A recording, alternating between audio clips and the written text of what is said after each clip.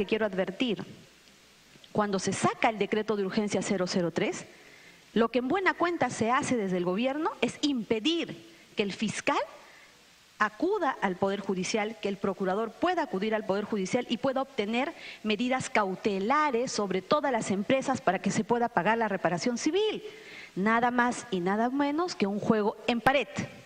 De forma tal que cuando el procurador ahora le pide alguna medida cautelar, el juez le responde, no, porque está vigente el decreto de urgencia 003, sacado a medida por un presidente directamente vinculado a la empresa Odebrecht, ¿no? Lejos de abstenerse de hacer cualquier acción que los beneficie, ¿no? Saca un decreto a medida.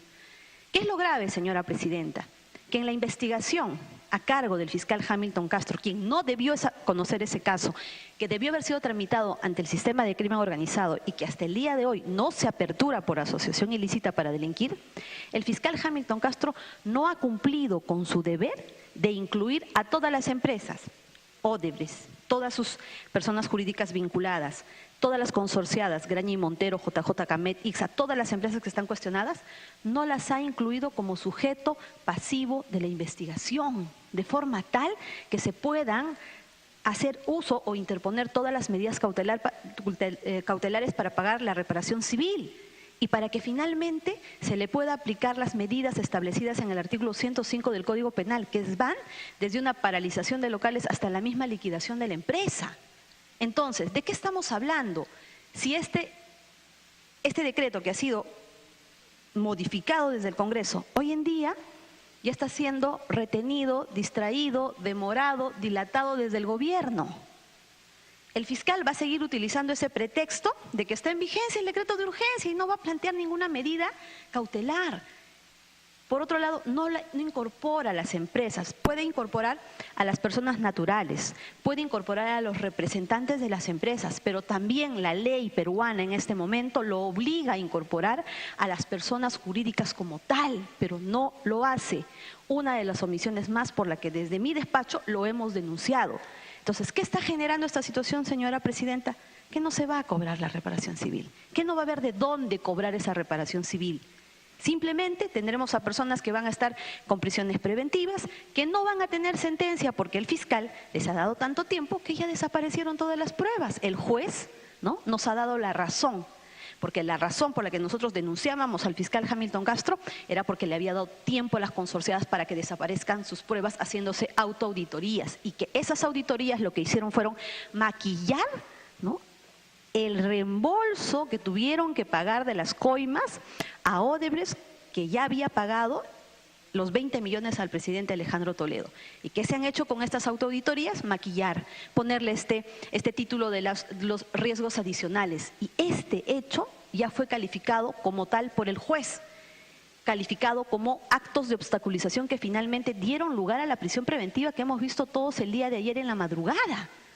Pero no nos podemos distraer con estas prisiones preventivas y dejar de lado lo que es más importante para el país, que es recuperar aquellos fondos por una reparación civil que es en este momento incalculable, señora presidenta. Sin embargo, la mezquindad por parte del gobierno de ver cómo, ¿no?, el decreto de urgencia protege a Odebrecht, cómo protege a las consorciadas, cómo se sacan leyes más bien para que el Estado no sea debidamente defendido, así como han sacado la ley de la colaboración eficaz que impiden que el procurador participe en las colaboraciones eficaces. De esa forma por lo menos sabríamos que el procurador tiene el acuerdo.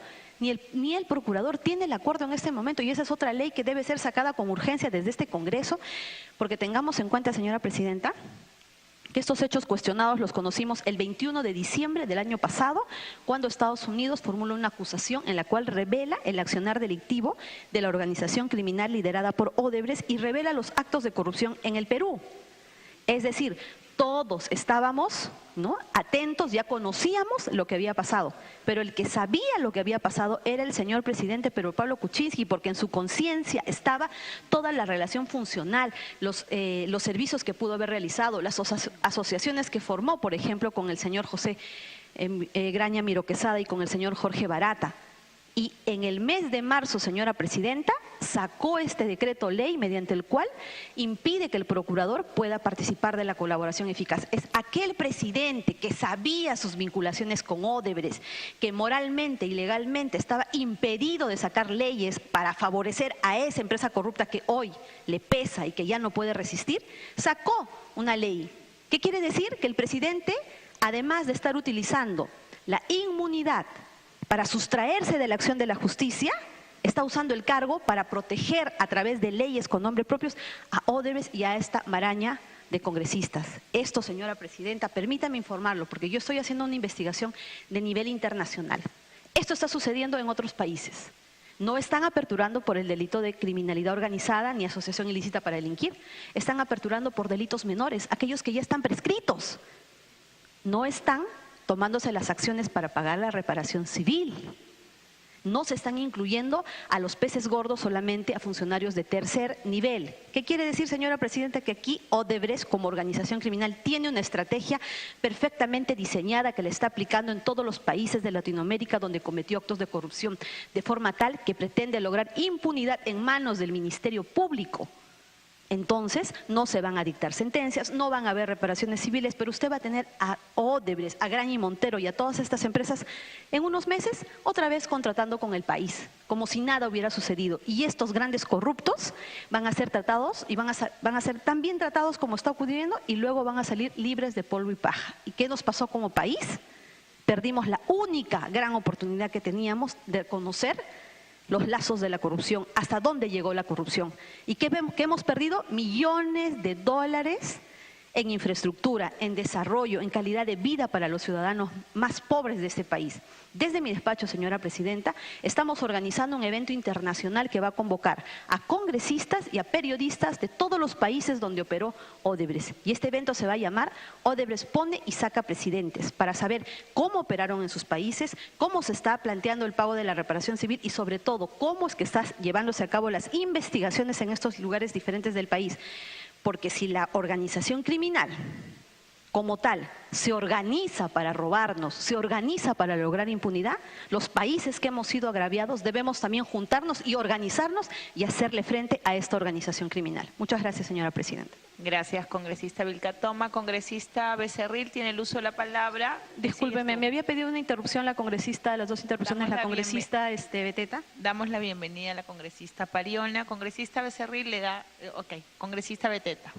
Gracias, presidente. Solamente para poder mencionar la preocupación válidamente de la congresista Vilcatoma respecto de que efectivamente a través de un decreto legislativo, el Ejecutivo sacó la participación a los procuradores para que ellos no puedan ser parte en un interrogatorio, en una diligencia que puedan tener respecto a los colaboradores eficaces. Nosotros hemos presentado como miembro de la Comisión Lavallato, en ese entonces presidente, el congresista Víctor Albrecht, presentamos un proyecto de ley que estaba en la Comisión de Justicia, que lamentablemente no ha sido dictaminado, pero me acaban de informar que ya ha sido puesto como un proyecto prioritario, se ha dispensado de dictamen de comisión y estaremos viendo en el Pleno. Esperemos que todos los colegas congresistas puedan respaldar y así fortalecer el trabajo que puedan tener los procuradores. Recordando que los procuradores no defienden al presidente ni a los ministros, sino los procuradores tienen que defender el interés de todos los peruanos. Gracias, congresista.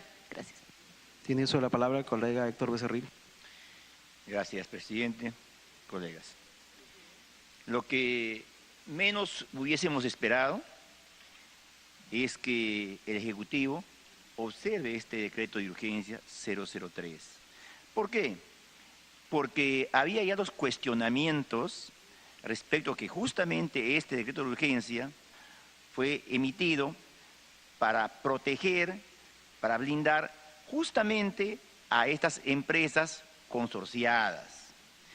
Lo pusieron un margen de 10%, entonces a muchas de ellas no los iba a alcanzar. Ahora que ya mediante una modificación acá en el Congreso, si se coge a estas empresas corruptas, entonces el Ejecutivo lo va a observar. Entonces queda plenamente demostrado que fue dado para blindar a estas empresas corruptas. Y ahora también lo observan porque quieren seguir protegiendo. Eso está bien que el país lo sepa, está bien que el pueblo lo sepa, para saber que el Ejecutivo sigue blindando a estas empresas consorciadas, y tiene razón de serlo, porque el presidente Pedro Pablo Kuczynski ha formado empresas, incluso donde es miembro del directorio, no solamente con Barata, también con José Graña, Miro Quesada. O sea, ha habido una relación muy estrecha. Ha habido relación estrecha también con estas empresas Odebrecht, y después el señor Sepúlveda, con quien también Pedro Pablo Kuczynski ha formado varias empresas, no una. Entonces, ya entendemos cuál es el sentir desde Palacio de Gobierno, que ahora también se sigue acá por miembros de la bancada de Pedro Pablo Kuczynski. Pero, ¿qué ha pasado con este decreto de urgencia 003? Aquí ha sido claro. Ha permitido, por ejemplo, y ejemplos clarísimos, que hoy día lo pueden corroborar. Ha servido para que Graña y Montero, por ejemplo, venda pues sus pasivos, sus activos, sus acciones. Por ejemplo, ha vendido el cuartel San Martín, lo ha vendido. Ha vendido acciones de Alcamisea, lo ha vendido. Ha vendido la empresa Graña y Montero Digital, sí, también lo ha vendido. Entonces, ¿por cuánto?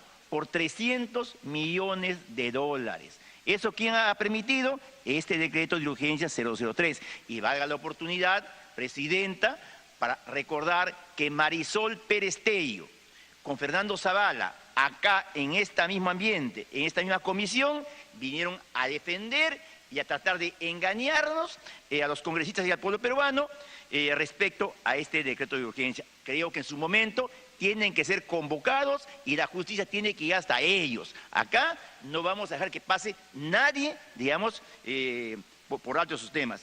Los periodistas ahora dicen, cuidado con la hoguera persecutoria, cacería de brujas, la Santa Inquisición. ¿Pero por qué cambiaron, Presidenta, este mensaje? Porque ahora los señoritos Graña Montero y los demás directores, representantes de las grandes empresas, ahora están con prisión preventiva.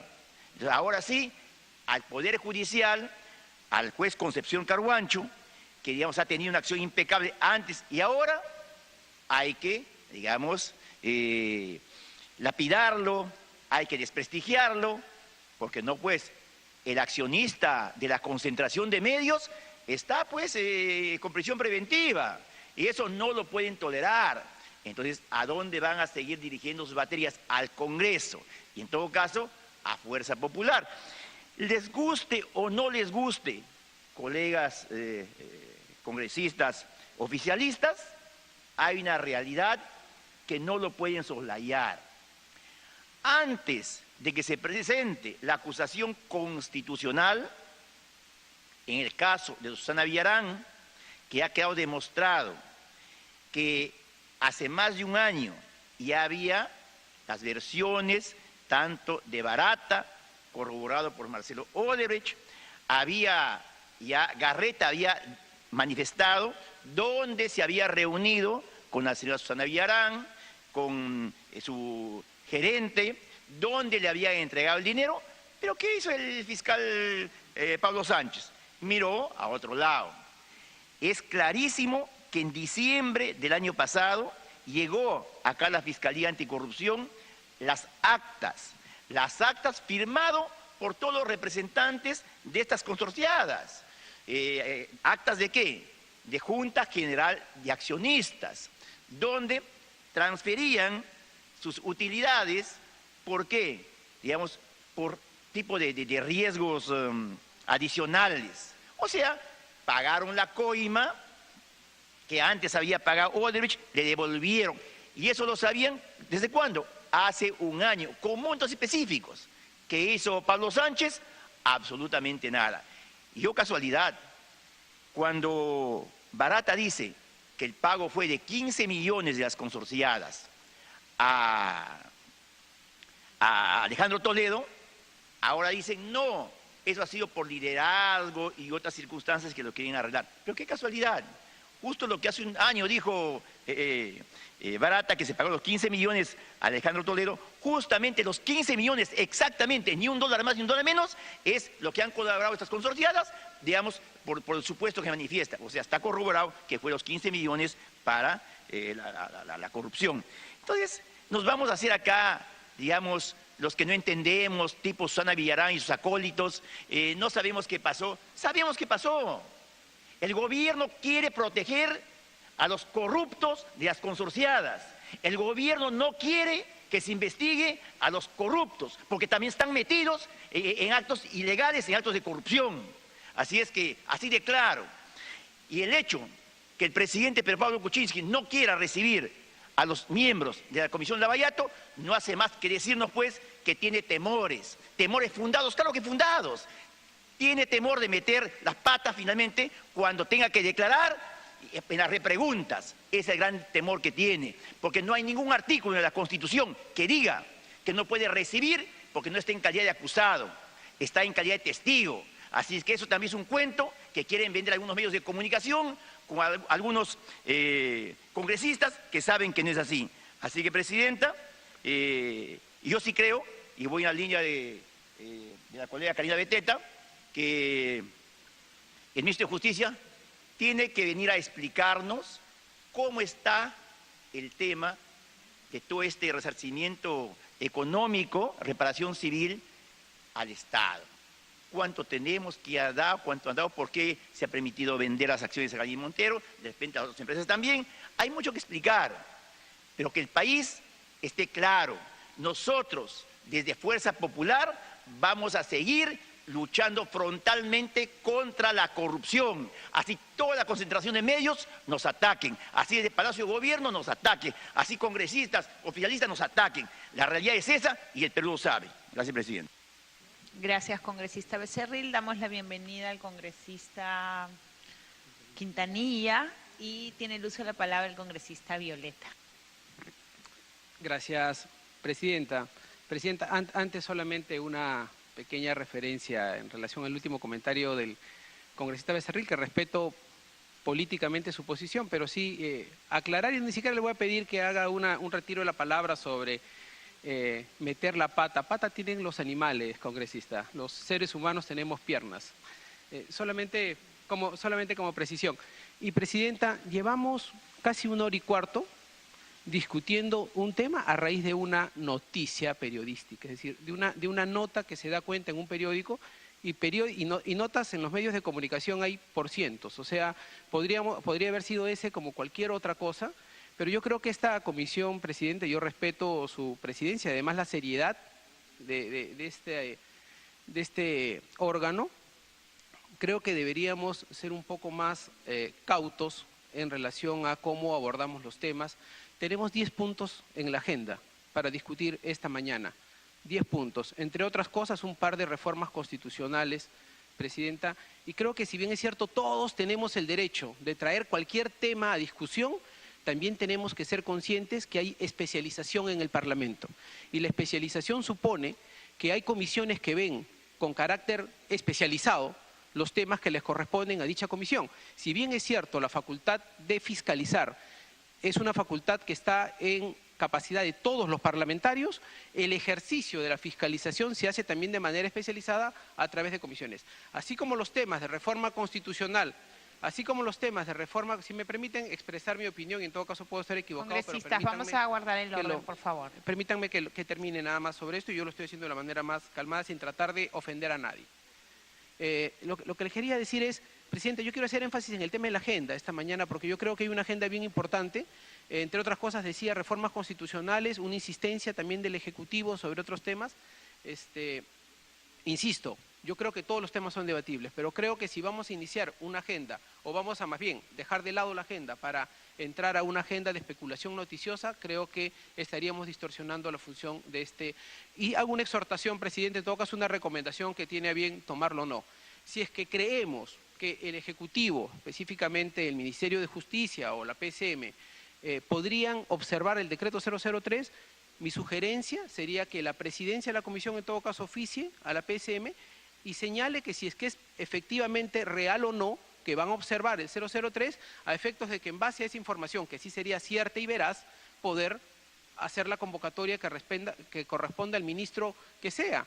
Pero a priori me parece que estamos perdiendo innecesariamente el tiempo, Presidenta. Le sugiero que vayamos por la agenda que ha convocado. Gracias, gracias congresista Violeta.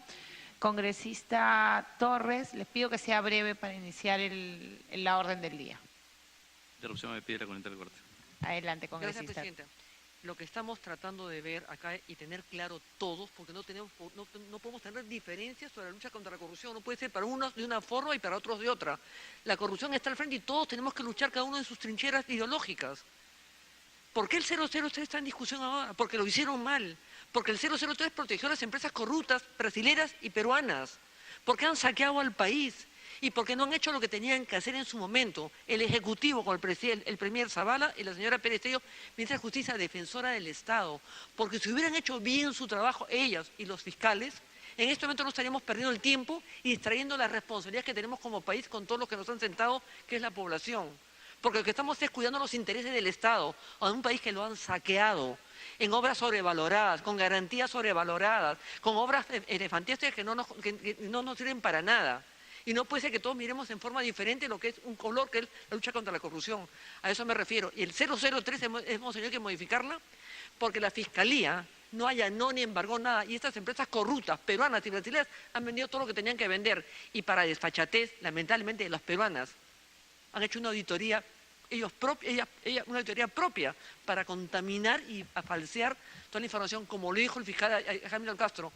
Es increíble que una auditoría como Pricewaterhouse no haya visto el fondo de recursos de riesgo que ha salido plata para pagar y los 40 y tantos millones que ha pagado el Graña Montero de las utilidades a la empresa Odebrecht en pleno proceso. Y porque han habido mentiras de un lado y de otro porque cada uno tira agua para su molino. Pero insisto que la lucha contra la corrupción no puede ser de un lado diferente a los de los demás. Y porque la Fiscalía no hizo su trabajo, no estaríamos acá esta modificación que ese 03 ha implicado justamente que hoy día se cierre todo el círculo para ver qué podemos hacer como país y esto avance. Nada más, Presidenta. Gracias. Gracias, Presidenta. Solamente de una manera muy puntual, porque el congresista nos corrige términos lingüísticos.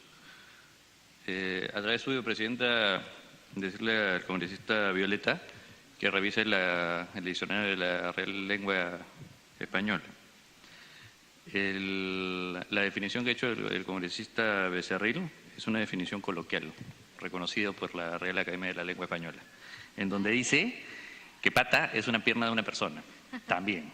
Entonces, le vamos a regalar una edición para que la pueda... Congresistas, por favor, vamos a iniciar la orden. Regresando al tema, Presidenta, en realidad... solamente dejar precisión de que no es que nosotros reaccionamos como consecuencia de una noticia. Yo lo que he señalado el día de hoy, Presidenta, es ya venimos pidiendo desde hace varias sesiones que venga la Premier, la Ministra de Economía, el Ministro de Justicia y hasta ahora no lo hacen. Y les traje a colación de que el día de hoy, adicionalmente, ha salido el Ministro de Justicia de decir vamos a observar la norma. O sea, ¿qué más razones queremos? ¿Ya transfirieron? Ya otros mecanismos se están activando, necesitamos conocer este tema.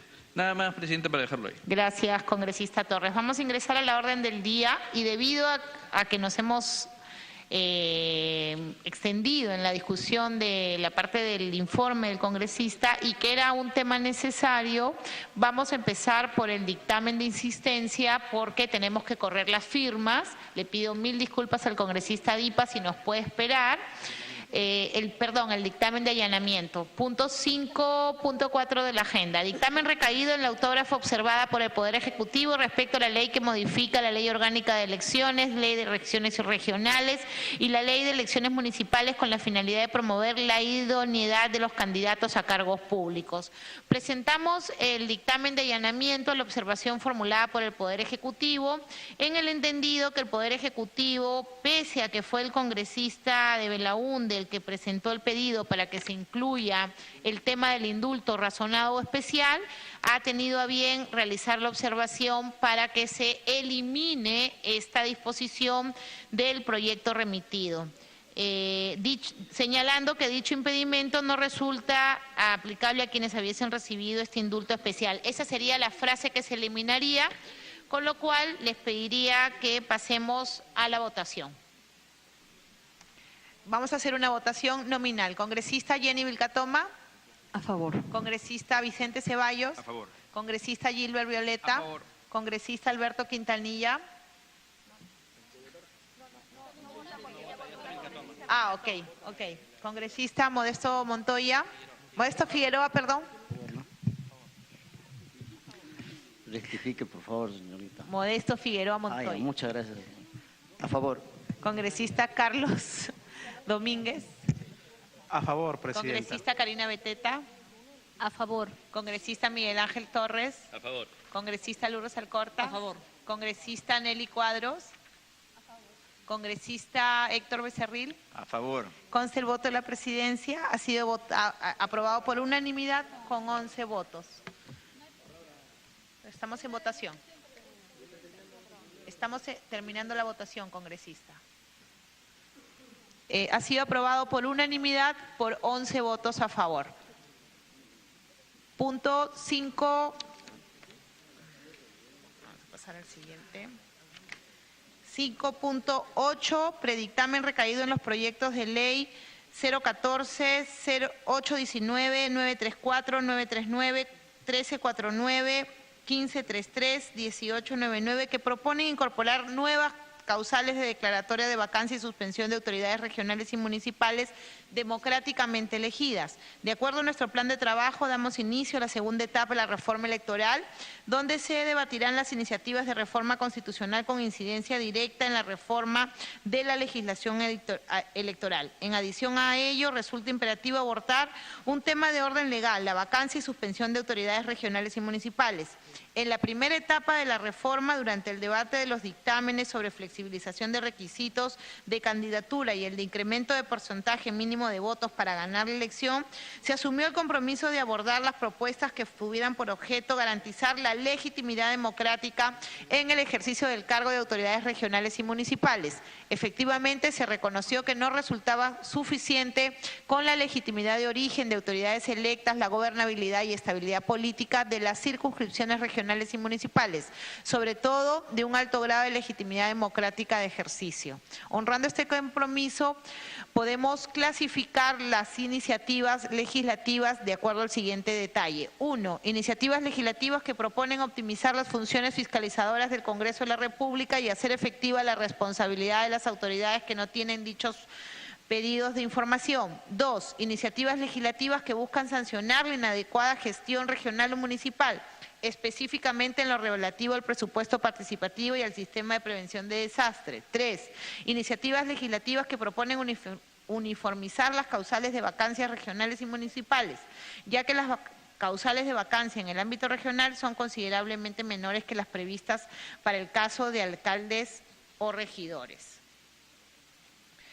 Por ello, la Comisión de Constitución y Reglamento, persiguiendo la misma finalidad objetiva que tuvo el Grupo de Trabajo de Estudio de la Reforma Electoral, propone uniformizar las causales de vacancia y suspensión regional y municipal de acuerdo al siguiente detalle. Se elimina la causal de vacancia municipal de cambio de domicilio. Ya estaba prevista la causal de ausencia en la circunscripción sin autorización de Consejo Municipal. De la misma manera, se reemplaza a nivel regional la causal de dejar de residir por la de ausencia de la circunscripción sin autorización del Consejo. 2. Se faculta a la Contraloría a solicitar la vacancia o suspensión de autoridades regionales y municipales. 3. Se elimina el requisito de firmeza para que una autoridad regional sea suspendida por la causal de mandato de detención vigente. Con ello se uniformiza dicha causal con la prevista en sede municipal. 4. Se precisa que para vacar o suspender a una autoridad regional o municipal por incapacidad física o mental se requiere de una acreditación por parte de un establecimiento de salud público. Lo mismo si una autoridad suspendida por dicha causal desea regresar al cargo. 5. Se precisa que cualquier vecino se encuentre facultado para solicitar la vacancia o suspensión de autoridades municipales o regionales. 6. Se incluye como causal de vacancia de autoridades regionales la infracción de las restricciones de contratación que actualmente están previstas en sede municipal. Asimismo, se precisa la descripción de dicha causal para que una autoridad municipal no pueda contratar consigo misma como particular ni con una persona jurídica de la cual sea representante, apoderado, accionista o director. Ello ya se encontraba desarrollado a nivel jurisprudencial. Finalmente, se precisa que se está corrigiendo el error material sobre la modificación del artículo 22 de la Ley Orgánica de Municipalidades en el predictamen, debiendo decir numerales 9 y 10 en lugar de los numerales 10 y 11. Si algún congresista desea intervenir, tiene el uso de la palabra. Congresista Alcorta. Claro, para tener claro el tema y para que todos tengamos claro, la propuesta que se hace es que estamos homologando, igualando las acusaciones y las sentencias dadas tanto a los gobiernos regionales como a los alcaldes. Esa es la realidad. Estamos igualando todo. Esa es la propuesta en resumen, congresista. Congresista Torres. Gracias, congresista. Gracias, presidenta, perdón.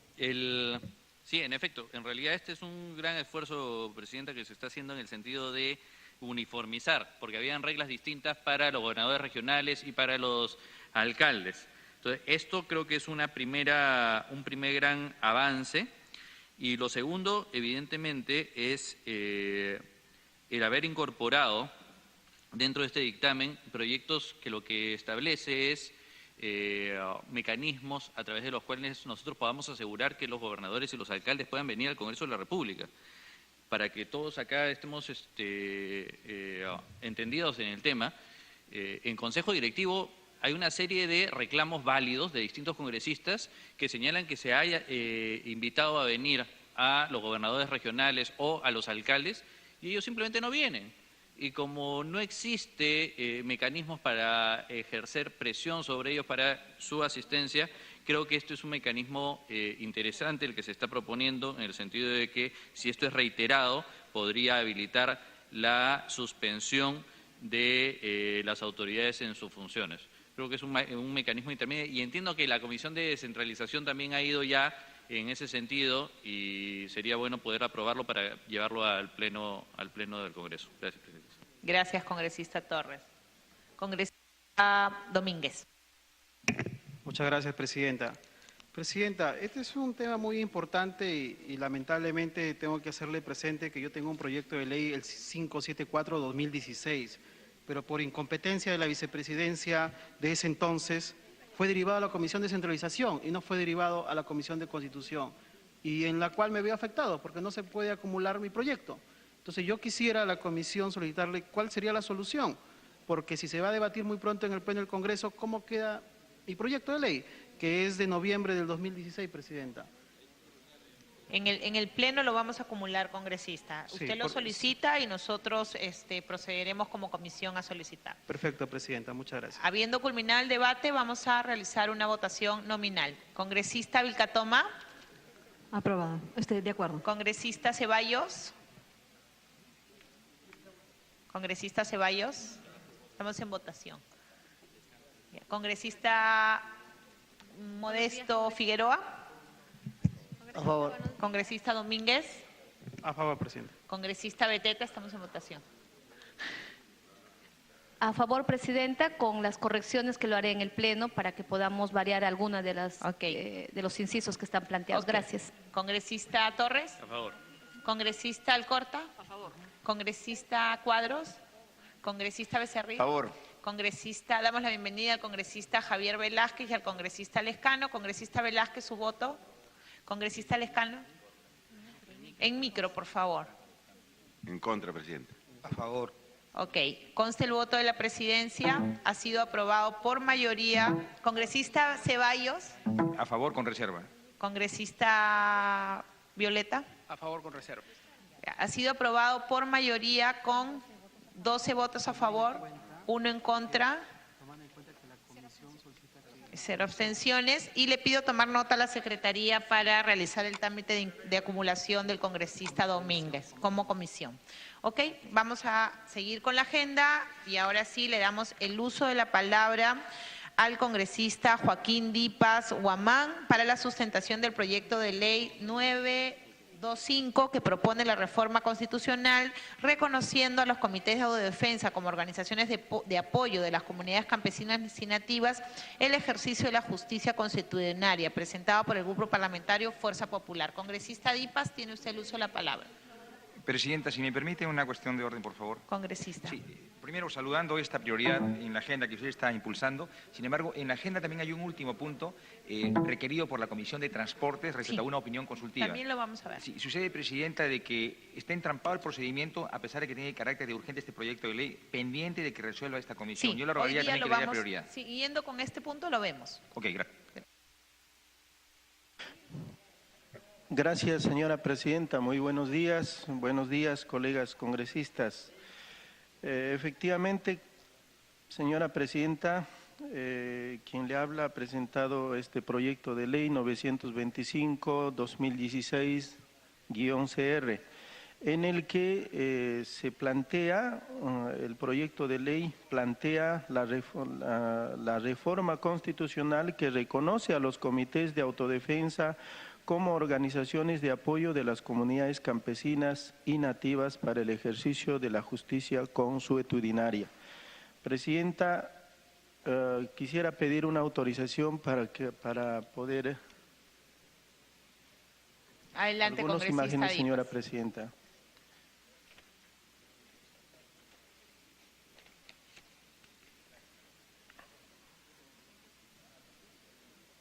Señora presidenta, lo que este proyecto plantea es primero el reconocimiento, primero la modificación de la Constitución Política del Perú en el que se incluya a los comités de autodefensa, señora presidenta. Siguiente. El objeto de la ley, señora presidenta, es justamente reconocer como organizaciones de apoyo de las comunidades campesinas y nativas para el ejercicio de las funciones jurisdiccionales consuetudinarias a los comités de autodefensa, tal como sucede con las rondas campesinas. Siguiente. Ellos son, ahí en la fotografía, esos son comités de autodefensa de la zona de la sierra, señora presidenta. Siguiente.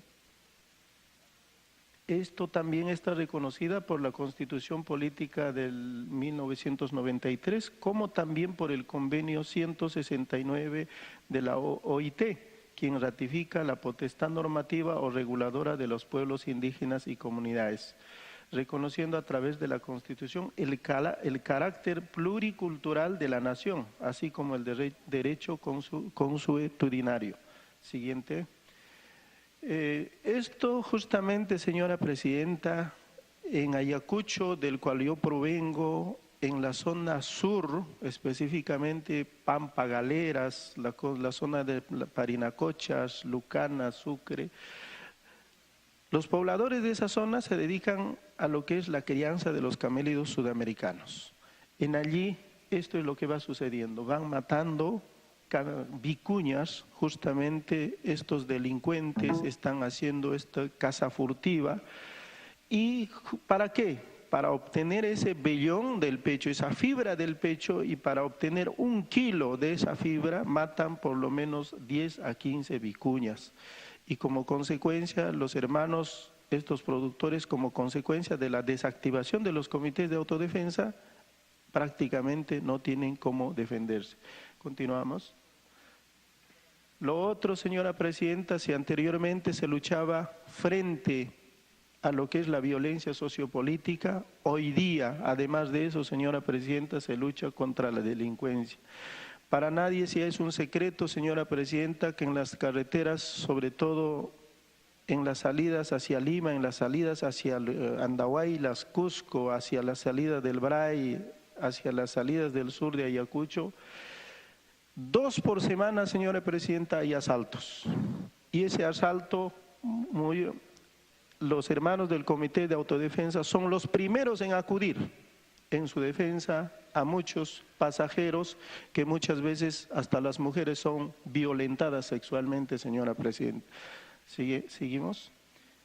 No se escapan, ahí hay una publicación del diario El Comercio, este es de 8 de octubre, hace poco nada más, ni siquiera se salvan los alumnos que hacen su viaje de estudios. Continuamos. Cansado, señora presidenta, la población se levanta y hacen una marcha. Ahí están las mujeres, cansados de este tema, de este abuso, empiezan ahí a salir a hacer su protesta, llamando la atención de las autoridades. Seguimos. Ahí está la estadística.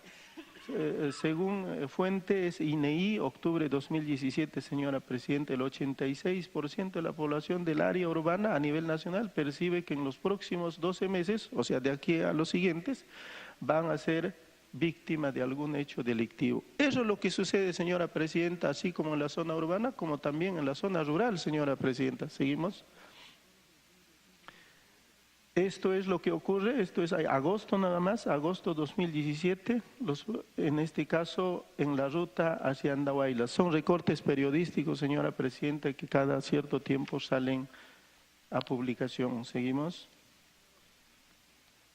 Como consecuencia de esto, señora presidenta, me he permitido plantear este proyecto de ley 925-2016. Justamente lo que propone esta ley, señora presidenta, es una reforma constitucional del artículo 149.